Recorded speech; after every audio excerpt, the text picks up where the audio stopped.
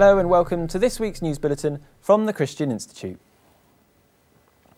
Controversial new guidance has been issued by the Equality and Human Rights Commission on how to deal with religious beliefs in the workplace. It says that vegans, druids and ecologists, for example, could all ask to be excused from duties that conflict with their beliefs, and in some cases ask for time off to attend ritual events. One example in the Equality Watchdog's document suggests vegetarians have the right to refuse to clean a fridge that may have contained meat. But another example cites a magistrate who asked to be excused from a case involving the upbringing of children by a gay couple because of her beliefs.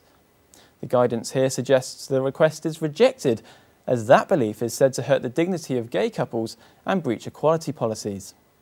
The guidelines are seen by many Christians and other religious observers as an insult, as they appear to put lifestyle choices on a par or above deeply held spiritual beliefs. Tory MP and former lawyer Dominic Raab said the guidance could lead to a flood of legal claims, adding the EHRC has become an expensive taxpayer-funded laughingstock. A new Panorama investigation has discovered that women in Britain are being put at risk by some Sharia councils. The BBC programme Secrets of Britain's Sharia Councils will show Islamic scholar Dr. Hassan telling an undercover reporter that she should only report domestic abuse to the police as a last resort. Now hitting at times it obviously hurts.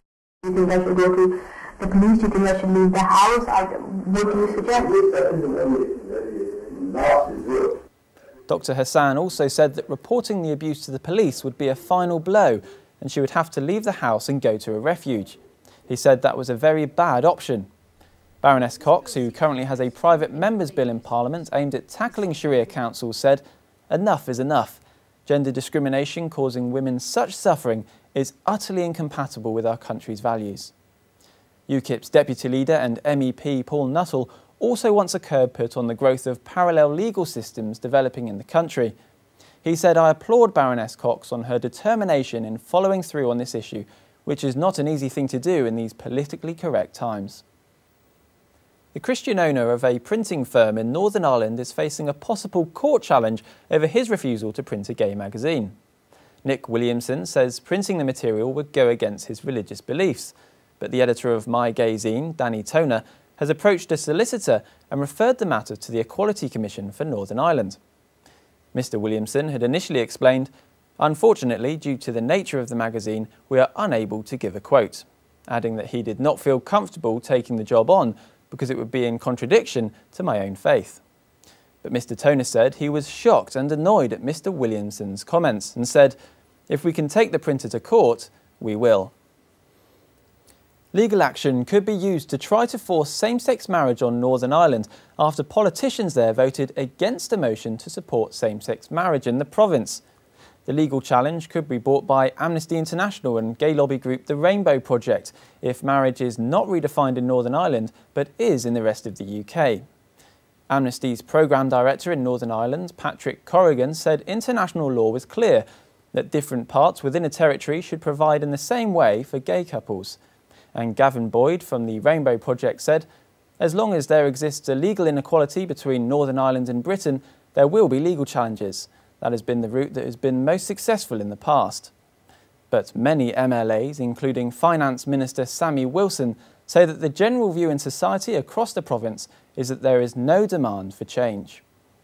A former government drugs advisor who was sacked 4 years ago has been given over £500,000 to carry out research into magic mushrooms. Professor David Nutt has been given the money to investigate whether the active ingredient in the Class A drug psilocybin can help people with depression.